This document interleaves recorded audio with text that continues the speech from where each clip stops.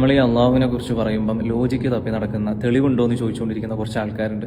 അങ്ങനത്തെ ആൾക്കാർ ഈ വീഡിയോ ഒന്ന് കാണണേ. നമുക്ക് എല്ലാത്തിനും പ്രൂഫ് വേണം, ലോജിക്ക് വേണം. അള്ളാഹുവിനെ പോലും ലോജിക്ക് കൊണ്ട് അളന്ന് തിട്ടപ്പെടുത്തണം എന്നതാണ് നമ്മുടെ വാശി.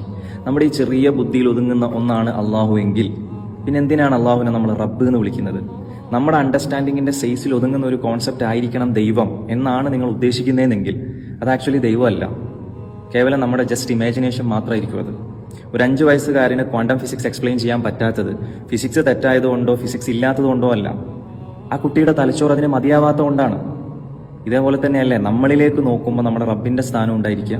നമ്മുടെ ഈ 3D ലോകത്തിന്റെ ലോജിക്ക് വെച്ചിട്ട് അതിനപ്പുറമുള്ള ഇൻഫിനിറ്റി പവറായിട്ടുള്ള അള്ളാഹുവിനെ അളക്കുക എന്നത് തന്നെ ഒരു ഫെയിലിയർ മിഷനാണ്. നമ്മുടെ ഈ ലോജിക്ക് എന്ന് പറയുന്നത് ഈ മെറ്റീരിയൽ ലൈഫിനെ, ഈ ഭൗതിക ലോകത്തെ മനസ്സിലാക്കാനുള്ള ഒരു ടൂള് മാത്രമാണ്. അപ്പൊ അതിനപ്പുറമുള്ള അള്ളാഹു എന്ന ഒരു സുപ്രീം റിയാലിറ്റിയെ അളക്കാന്ന് വെച്ച് കഴിഞ്ഞാൽ, മനസ്സിലാക്കാന്ന് വെച്ച് കഴിഞ്ഞാൽ നമ്മളെ ബുദ്ധി കൊണ്ടൊന്നും കൂട്ടിയാൽ കൂടുന്നൊന്നല്ല അത് എന്ന തിരിച്ചറിവിലേക്കാണ് നമ്മൾ എത്തേണ്ടത്. എന്നിട്ടും നിങ്ങൾക്ക് തെളിവ് വേണം എന്നാണെങ്കിൽ നമ്മുടെ ശരീരത്തിലുള്ള മില്യൺസ് ഓഫ് സെൽസ് ഒരു സെക്കൻഡ് പോലും തെറ്റാതെ, തളരാതെ, കോർഡിനേഷൻ നഷ്ടപ്പെടുത്താതെ പ്രവർത്തിക്കുന്നു എന്നുണ്ടെങ്കിൽ അതിന്റെ പിന്നിൽ നമുക്ക് പിടികിട്ടാത്ത ഒരു മാസ്റ്റർ മൈൻഡ് ഉണ്ട് എന്ന് സമ്മതിക്കലാണ് റിയൽ ലോജിക്. കാരണം നമ്മളൊരു പെയിന്റിങ് കണ്ടു കഴിഞ്ഞാൽ അതിനൊരു പെയിന്റർ ഉണ്ട് എന്ന് വിശ്വസിക്കാൻ വേണ്ടി നമ്മളാരും ലോജിക്ക് തപ്പിപ്പോവാറില്ല.